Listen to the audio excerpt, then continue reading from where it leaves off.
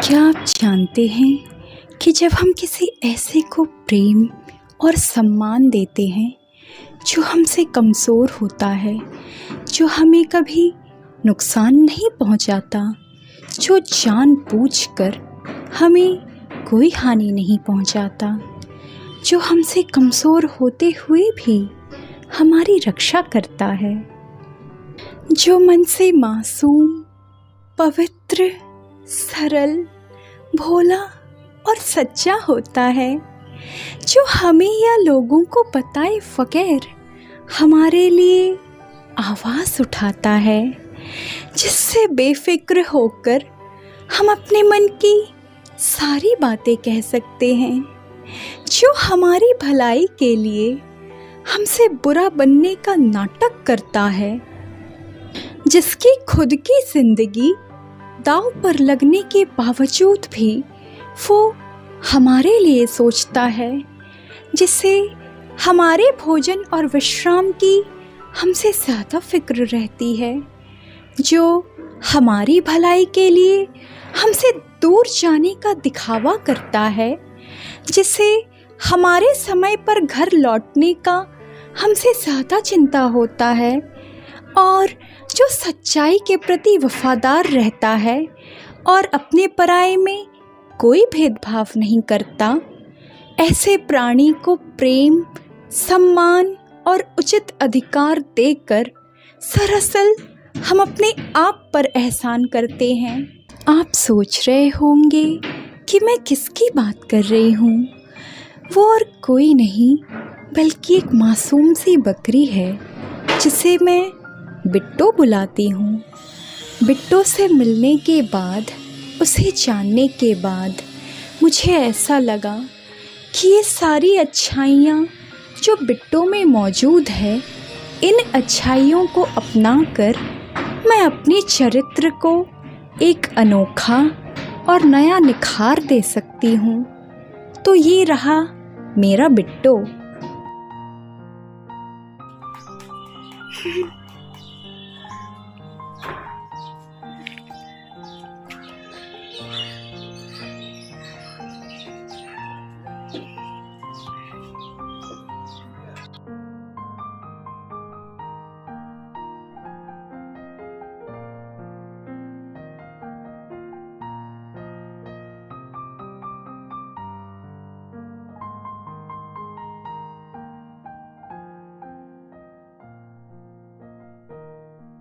बिट्टो से मिलने के बाद, उसे जानने के बाद मुझे अपने आप को इंसान कहने में शर्म आती है। जहाँ मतलब से भरी इस दुनिया में इंसान ही इंसान के काम नहीं आता, एक दूसरे का बिना किसी फ़ायदे के साथ नहीं निभाता, अपने से कमज़ोर को दबाता है, वहीं एक बकरी ने यानी कि बिट्टो ने मेरा कदम कदम पर साथ निभाया है और खुद से ज़्यादा मेरी परवाह की है। और मेरे द्वारा बोली गई बिट्टो की इन अनगिनत अच्छाइयों के कारण ही बिट्टो ने मेरा दिल भी जीता है। और अगर एक जानवर में इतनी सारी खूबियाँ और अच्छाइयाँ मौजूद हों, तो उसे जानवर भला कैसे कहा जा सकता है? मेरे अनुसार तो सही मायने में बिट्टो ही इंसान कहलाने के लायक है। बिट्टो को बकरी या फिर जानवर कहना तो बिट्टो का घोर अपमान करना होगा। इंसान को इंसान से अपनापन मिले, ये बात तो फिर भी समझ में आती है, लेकिन किसी ऐसे इंसान को एक जीव से जिससे उसका कोई रिश्ता भी नहीं, इतना अपनापन मिल जाए, ये तो एक अनोखी और अजूबी बात हो गई ना। जो आपकी खुशी में खुश होता हो और आपके दुखी होने से जिसे दुख पहुंचता हो, ऐसा तो कोई इंसान ही हो सकता है ना।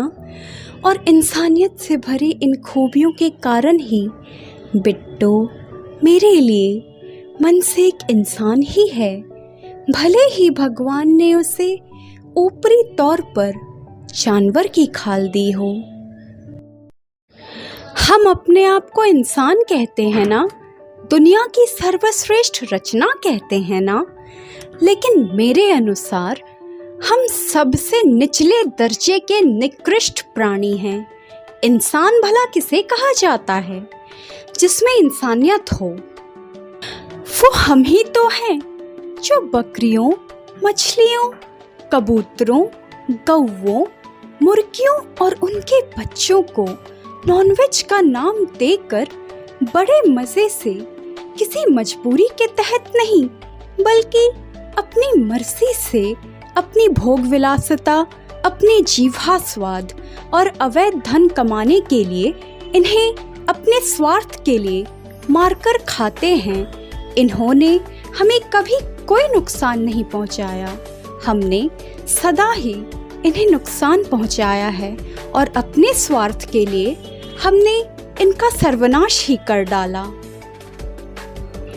मीट, चिकन, फिश, एग्स और बीफ के नाम पर इनकी बलि चढ़ाने में, इन्हें मार कर खाने में और इन्हें बर्बाद करने में हमने कोई कसर नहीं छोड़ा और आज तक हम इन्हें बर्बाद करते आ रहे हैं। हमें शर्म आनी चाहिए।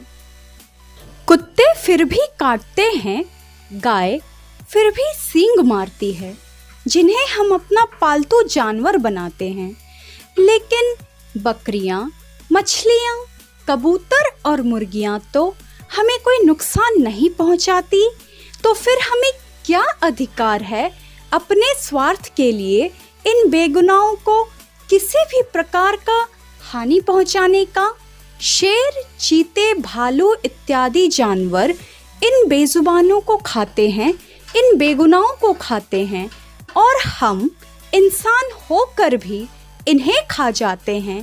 तो फिर भला मन से जानवर कौन हुआ, हम या फिर ये लोग? मैं तो यही कहूंगी कि ऐसा करके हम इंसान की खाल में छिपे हुए भेड़िए हैं। राष्ट्रीय जानवर के नाम पर बाघों को भी बचाने की बात होती है, कानून लागू किए जाते हैं, इतना हवा खड़ा किया जाता है, जबकि बाघ एक जंगली जानवर है जो हमें किसी भी वक्त कोई भी नुकसान पहुंचाने में कभी बाज नहीं आता।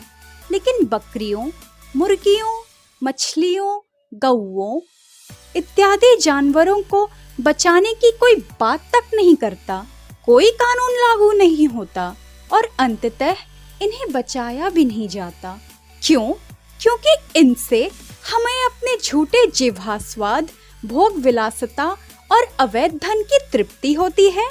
किसी की लाश पर से धन कमाने के इस अनोखे तरीके की बात ही कुछ अनोखी है ना?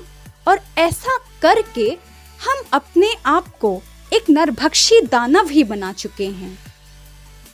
हमें थोड़ी सी भी चोट लग जाए, कट जाए या फिर खरोंच आ जाए तो हम दर्द से करा उठते हैं, जबकि हमने तो इन जीवों को जिंदा ही काट डाला, जीते जी मार दिया। जो दर्द, जो तकलीफ हम पर गुजरी है, भला वही दर्द, वही तकलीफ हम इन बेगुनाहों को कैसे दे सकते हैं? अगर हमारे कटने, खरोंच लगने या फिर चोट लगने पर हमारा कोई दोष नहीं है, क्योंकि कोई जानबूझकर इन पीड़ाओं को कभी भी अपने ऊपर नहीं लेना चाहेगा, तो फिर हमें क्या अधिकार है इन बेगुनाहों को किसी भी प्रकार से कोई भी सजा देने का? हमें जानबूझकर इनके निर्दोष होते हुए भी इन्हें किसी भी प्रकार की हानि पहुंचाने का या फिर इन्हें कोई भी सजा देने का कोई अधिकार नहीं है। जिस दिन से उन्हें बंदी बनाकर लाया जाता है, वहां हर रोज पल पल उन्हें एक नई मौत मिलती है, एक नया दर्द मिलता है। वहां हर रोज वो अपने साथियों को और खुद को कटते हुए देखते हैं मरते हुए देखते हैं, लेकिन जिनकी लाचारी और बेबसी से ना तो हमें कोई फर्क पड़ता है, ना ही कोई मतलब रहता है। जैसे हमें हमारे किसी अपने को खोने का दुख होता है, वैसे इन्हें भी तो किसी अपने को खोने का दर्द, खुद को उस दर्द से गुजरने का दुख, उस दर्द की तकलीफ, उसकी पीड़ा हमारे जितनी ही होती होगी ना। और इन सब में इन जीवों का कोई दोष भी नहीं है, यानी कि ये कुछ ऐसे बेगुनाह और बेबस इंसानों की तरह ऐसे कैदी हैं जिन्हें मनुष्यों की अदालत में बिना किसी अपराध के परिस्थितियां वश सिर्फ हमारी भोग विलासिता को पूरी करने के लिए मौत की सजा सुना दी जाती है। और ये हमारी ही कुटिल मानसिकता का कारण है, जो कि इन्हें कभी कोई रिहाई नहीं मिलती, कभी भी आजादी नहीं मिलती। भारत तो सन 1947 में ही आजाद हो गया, लेकिन हमारे देश के ये बेगुनाह नागरिक अपने ही देश में हम अंग्रेज रूपी मनुष्यों के हाथों आज 2023 में भी बंदी हैं। क्या हमारा ज़मीर मर चुका है? क्या मर चुकी है हमारी आत्मा? ठीक ही कहा है महात्मा गांधी जी ने कि सबसे बड़ा फैसला करने वाला है आपका अपना ज़मीर, और ज़मीर से बढ़कर दुनिया में और कोई अदालत नहीं। मैं अपनी बात बताऊं तो मुझे 8 साल हो गए किसी भी जानवर की लाश या फिर सो कॉल्ड नॉनवेज खाए हुए। ब्रेड ऑमलेट और एग रोल जो दरअसल मुर्गियों के निर्दोष बच्चों की लाशों से बनता है, और मुझे उन लाशों को खाना बेहद पसंद भी था और आज भी है, लेकिन आज मैंने उन लाशों को खाना पूरी तरह से बंद कर दिया है। कभी अगर मेरा मन इन लाशों को खाने का करता भी है ना, तो मैं अपने जीवा स्वाद से ज्यादा अपने ज़मीर और मेरी कॉन्शियंस को प्राथमिकता देती हूँ। यानी कि मेरे अपने ज़मीर ने मुझे उस कीचड़ और उस दलदल से बाहर निकाल दिया है, जिनमें न जाने आज भी सैकड़ों लोग जानबूझकर फंसे रहते हैं। जब मैंने अपनी आंखों के सामने एक दर्द से फड़फड़ाते मुर्गे को कटते हुए देख लिया, तो मैं सन्न रह गई। मेरे दिल में ममता आ गई। नहीं तो पहले तो मेरा ऐसा हाल था कि मैं चिकन या फिर एक मुर्गे की लाश का पूरा पाँव ही खा जाती थी, और बड़े मज़े से खाती थी। इससे कम तो चलता ही नहीं था। चिकन का मतलब मेरे लिए एक मुर्गे की लाश का पूरा पाँव ही खाना था। एक बार बकरी का कीमा भी खाया है, और कई बार विटामिन्स के नाम पर उनके कलेजे तक को नहीं छोड़ा, उसे भी खा गई। यहाँ तक कि मासूम मछलियों की लाशों तक को नहीं छोड़ा, उसे भी बड़े मज़े से, बड़े चाव से खा गई। लेकिन बिट्टो से मिलने के बाद आज मुझे इस बात का दुख, पछतावा और मन में ग्लानि है कि आखिर नॉनवेज के नाम पर इतने निर्दोष जीवों को खाकर, इनकी हत्या में सम्मिलित होकर मैंने इतना बड़ा पाप कैसे कर दिया। शायद अगर मैं बिट्टो से पहले मिली होती ना, तो मेरी बुद्धि का विकास पहले ही हो गया होता, और मैंने या मेरे मन ने इतना बड़ा पाप करना कभी स्वीकारा ना होता।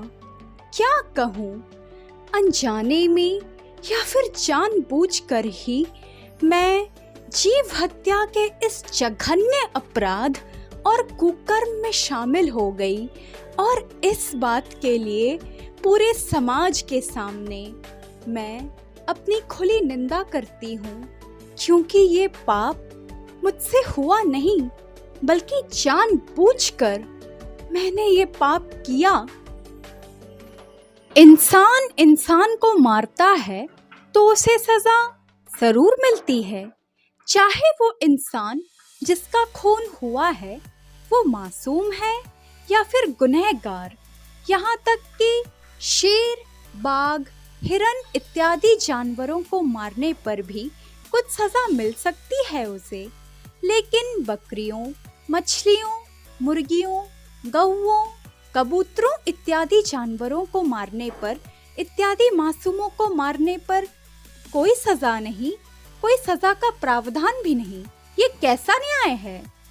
यानी कि हमने शुरू से ही उन जानवरों को ही सारी ताकत दे दी जो वक्त आने पर हमसे मुंह मोड़ लेंगे, हमारा खून कर देंगे और इन असहायों, बेचारों और कमजोरों को और कमजोर ही बना दिया। इनसे इनका सब कुछ छीन लिया, इनके बारे में सोचा भी नहीं। जहां हम लोग बकरीद और नवरात्रि में माँ दुर्गा को बलि चढ़ाने के नाम पर सिर्फ अपनी कुप्रथा और झूठे अहंकार को साबित करने के लिए पशुओं, जीवों, बकरियों और गौओं की बलि चढ़ाते हैं, बड़े मजे से तमाशबीन होकर निर्लज्जता से उनकी हत्याओं को होते हुए देखते हैं, उन्हें मार कर खाते हैं।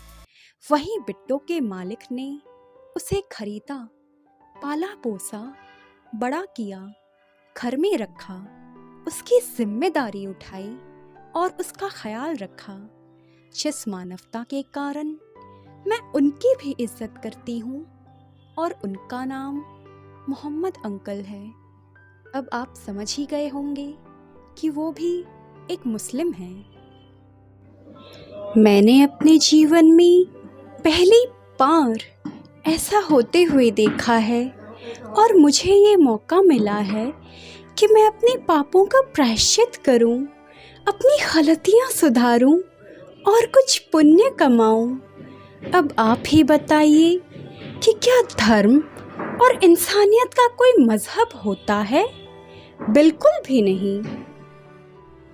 और अगर धार्मिक मान्यताओं के अनुसार, जिस पर हम बहुत विश्वास रखते हैं, ये सृष्टि माँ, देवी देवता, दैविक शक्तियों और भगवान ने रची है, तो ये संपूर्ण सृष्टि और इसका हर एक प्राणी इन्हीं की संतान है, चाहे वो मनुष्य हो या फिर अन्य कोई जीव।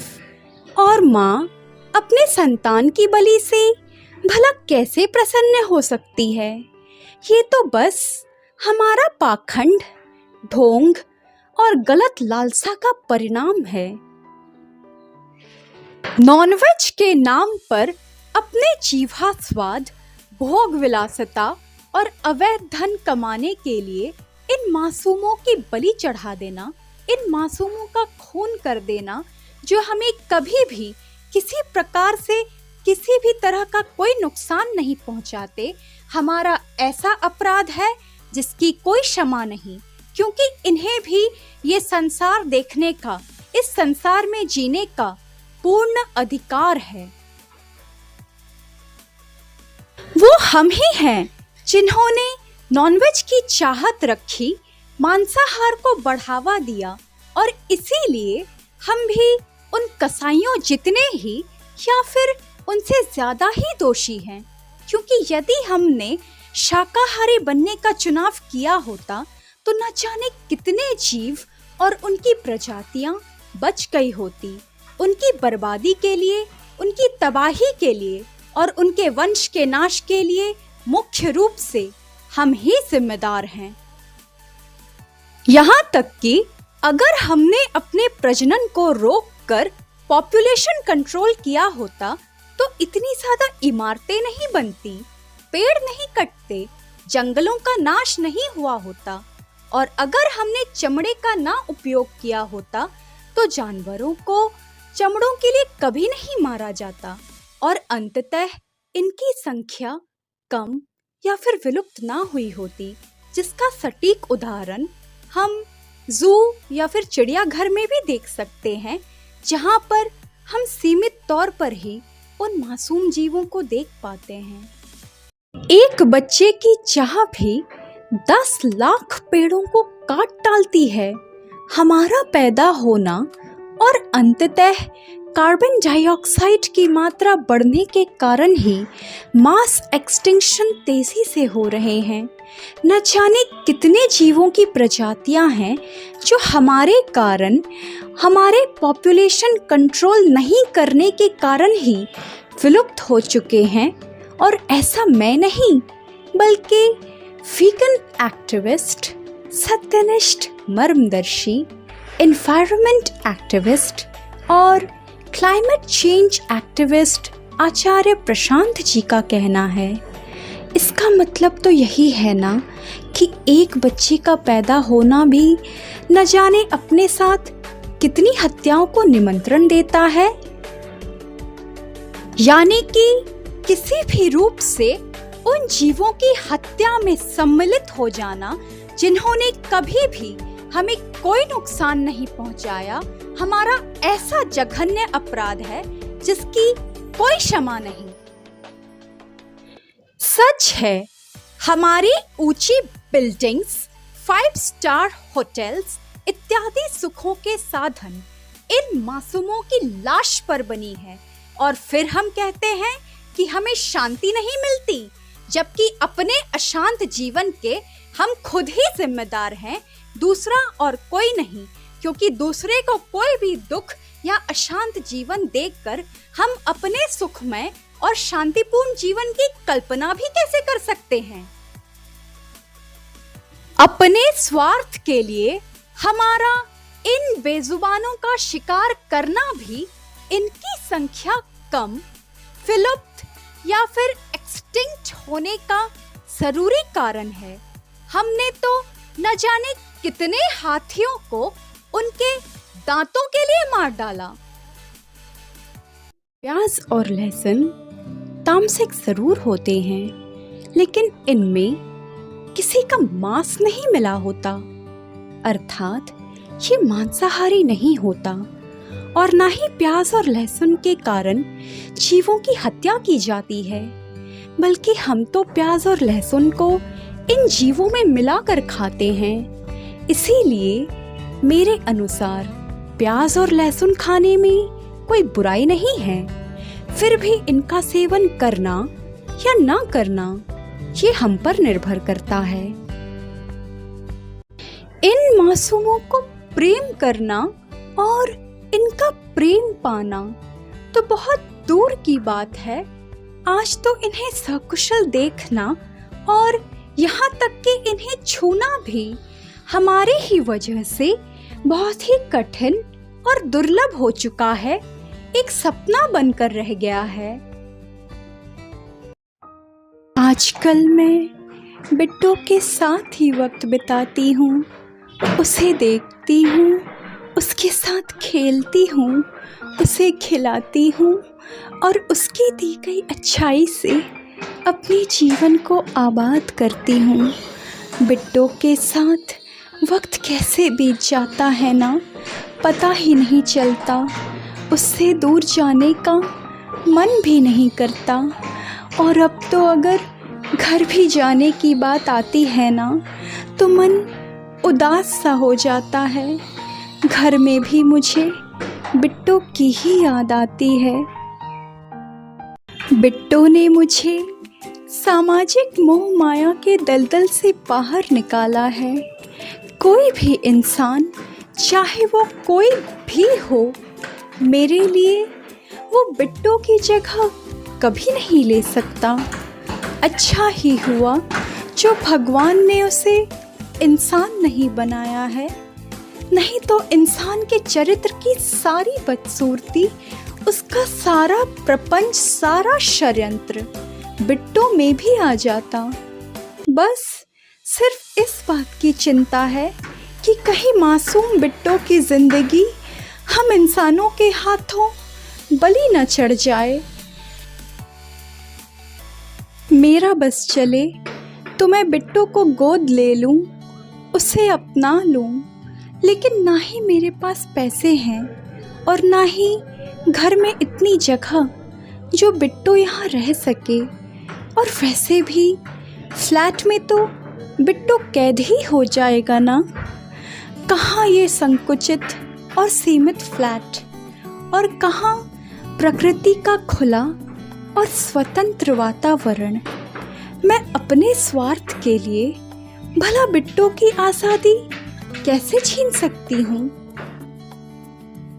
जब तक मैं बिट्टो के पास हूँ, उसे देख सकती हूँ, उससे मिल सकती हूँ, उससे प्यार कर सकती हूँ, तब तक मैं बिट्टो के पास जाने का एक भी मौका नहीं छोड़ती और ना ही छोड़ूंगी।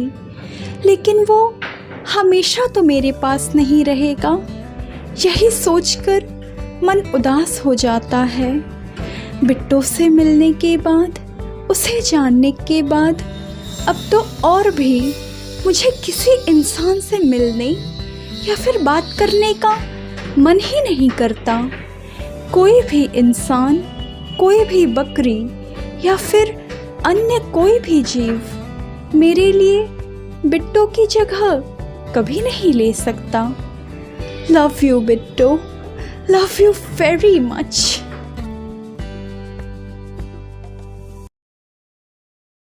तेरा मुझसे है पहले का नाता, कोई यूं ही नहीं दिल लुभाता कोई। तेरा मुझसे है पहले का नाता, कोई यूं ही नहीं दिल लुभाता कोई। जाने तू